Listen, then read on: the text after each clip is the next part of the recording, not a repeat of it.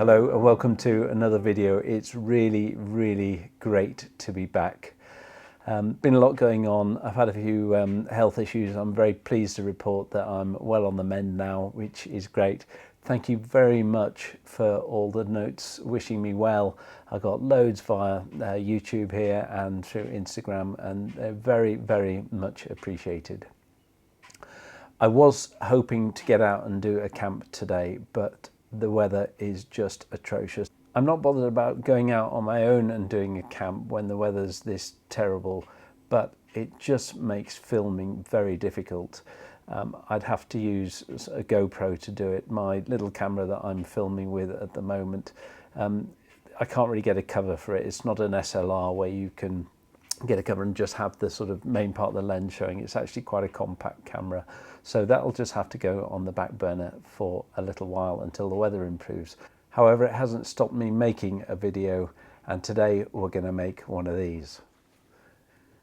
It's still that time of year when you need a little bit of extra insulation. It got to -2 here last night, and I wanted to make a fitted reflective sort of mat that I could put around both of my types of Thermarest sleeping mats. And so let's do a bit of a rewind and see how it's made. Right, so let's hope that turned out all right, because I haven't actually made it yet. I hope the introduction shows something a little bit useful. Right, so we'll get on with what I bought to actually make that insulated little pad there that fits nicely over the Thermarest sleeping pad. And I was in Lidl just buying, you know, what you usually do, some broccoli and a lathe. And I came across this little aisle, the centre aisle, and it had some of these insulated windscreen covers, which were really cheap. I think £2.99 each. And the first thing I saw, well, hopefully you see when you see something like that, isn't windscreen cover. You think camping and you think perfect for a reflective and heat insulating mat, which is exactly what I thought. So I bought a couple of those, and I thought it'd be nice to cut them to size and make them so they fit snugly with those end sort of tucking in points at each end of the Thermarest. I also wanted it to be pretty neat, well, as neat as possible. So I bought some of this binding tape.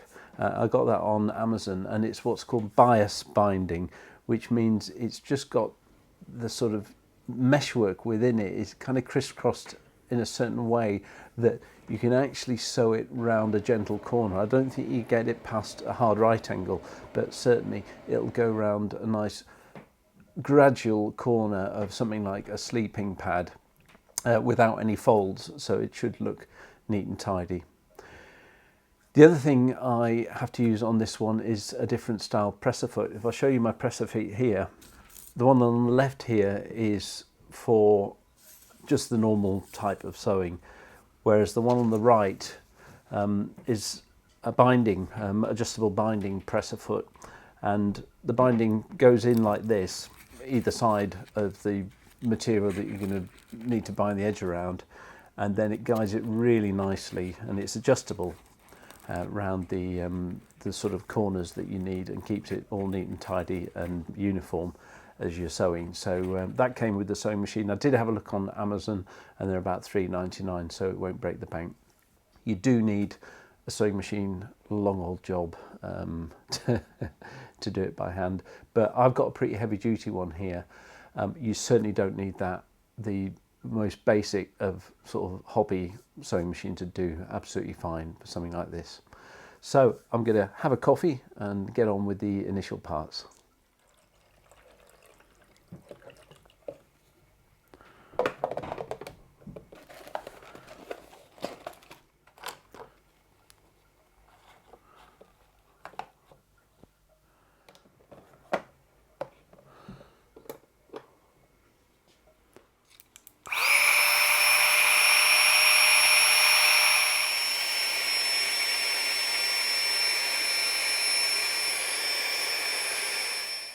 Okay, so that's the Thermarest blown up.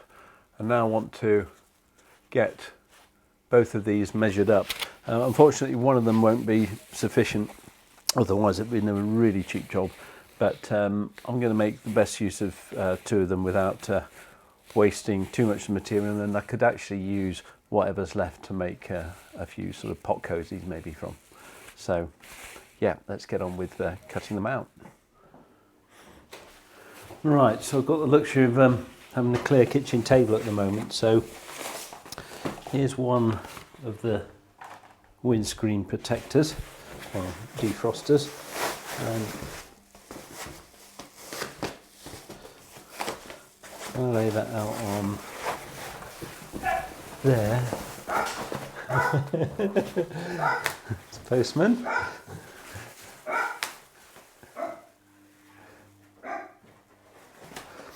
And then I'll pop my sleeping mat on there. And you can see that one isn't enough to make the whole, well, it won't cover the whole length of it. And also with these, hopefully you've seen these tucking in bits either end, I'm going to have to use another one too. But I actually do have this one that I've been using previously as my sleep mat, so it saves me actually eating that second new one, and so I'll use this for, I don't know if you can see, move the camera, but as you can see the end there, well, there isn't enough length, so I'm going to use the remainder of this to sew to this piece, so it at least covers the area, and then I'll think about cutting out some bits from this spare as the tuck overs.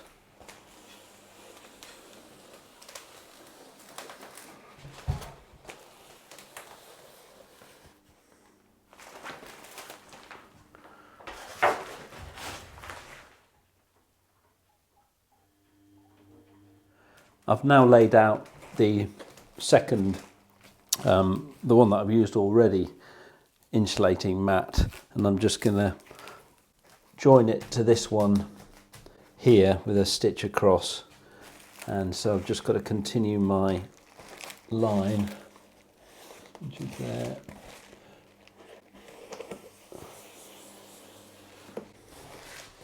So I've got the whole surface area of this Thermarest covered. And what we've got to remember is this white part of it is going to be the bit that goes against the ground sheet, against the ground, so that the reflective part is actually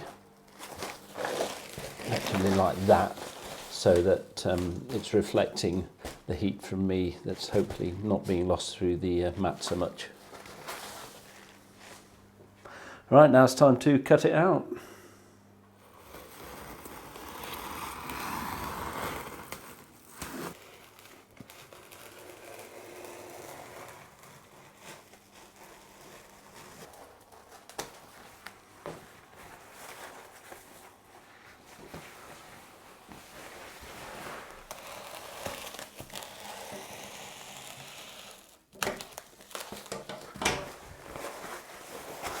That's got to be sewn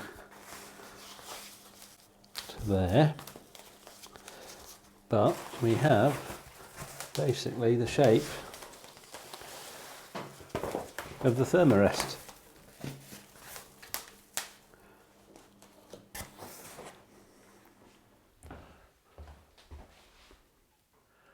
So the first job I'm going to do is sew that across there.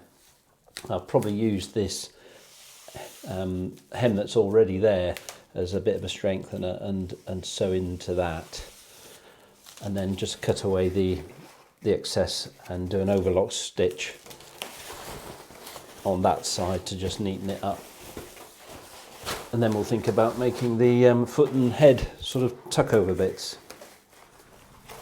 I'll trim these bits now. I'll trim this bit, and I'm just going to, that's where I'm going to sew. So I'm just going to tape this up on this side because I'm going to sew the other side, and it just helps to hold it together whilst the sewing machine's running over it.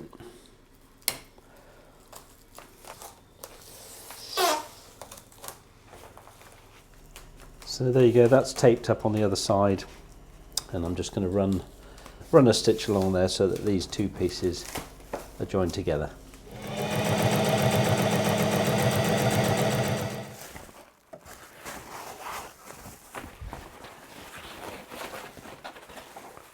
Okay, this is joined together. I'm actually going to put an overlock stitch along the edge there as well, but that's pretty much made the shape that I'm after. And so once I've got this overlock stitch done here, I'll trim it off and think about making these little pockets which both ends of the Thermarest will fit into.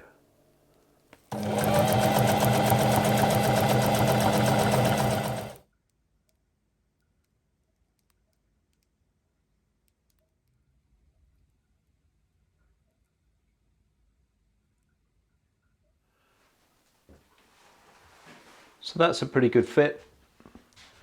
A nice border all the way around. And now I've got to make these end pockets that the Thermarest is going to slide into.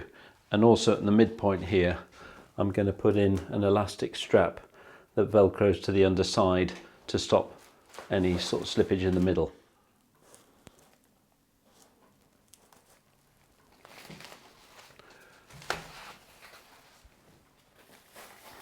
There you go, so that fits pretty nicely around there.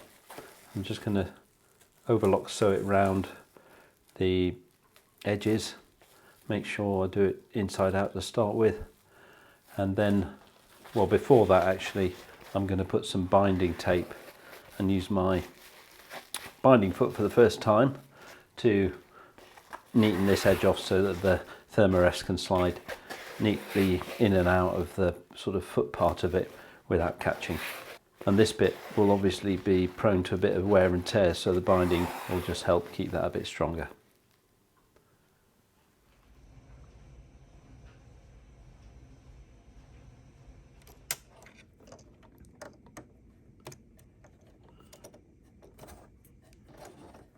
So this is a bit of new territory for me. Going to put some of this binding tape on the straight edge of, I don't know whether this is the head or the foot end, but it doesn't matter because both having the same treatment.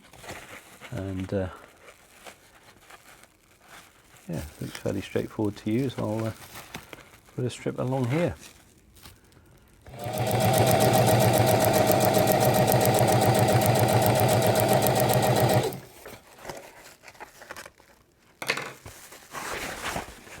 And there we go.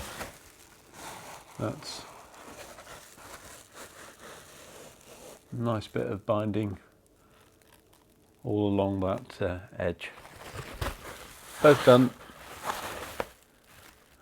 Now it's time to try and sew these into each end of the Thermarest. So yeah, that'll be a bit of a curved sewing, so there'll be some folds here and there, but we'll just try our best to see how it works.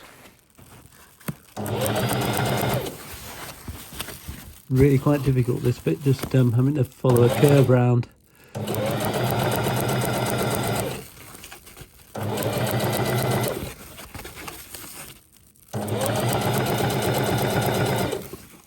There we have it. Not the neatest job in the world, but we've got the bit for the foot end and the head end with the hem. Let's see if it fits.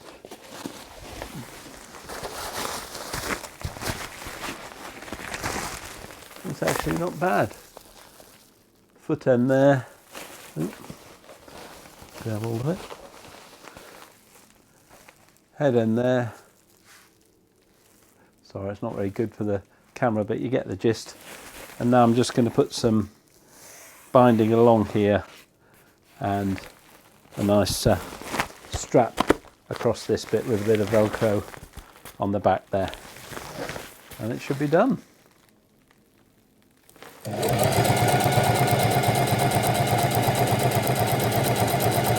There we go. That's got binding all around the edge now to stop it from fraying and make it look a bit nicer as well. and we'll see how the whole thing looks when put together. Well, it's come along pretty well. I've got some elastic here which I'm going to put around it, and 2 bits of Velcro there, and that will go around the centre of the sleeping mat to stop it shifting from left to right.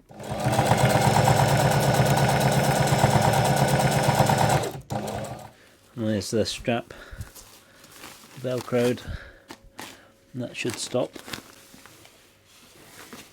any movement that way. And here it is completed. Very difficult to show you the whole thing, but there's the top. It's got that Velcro strap, and then it ends up with the foot end in there, and I'm pretty pleased with that.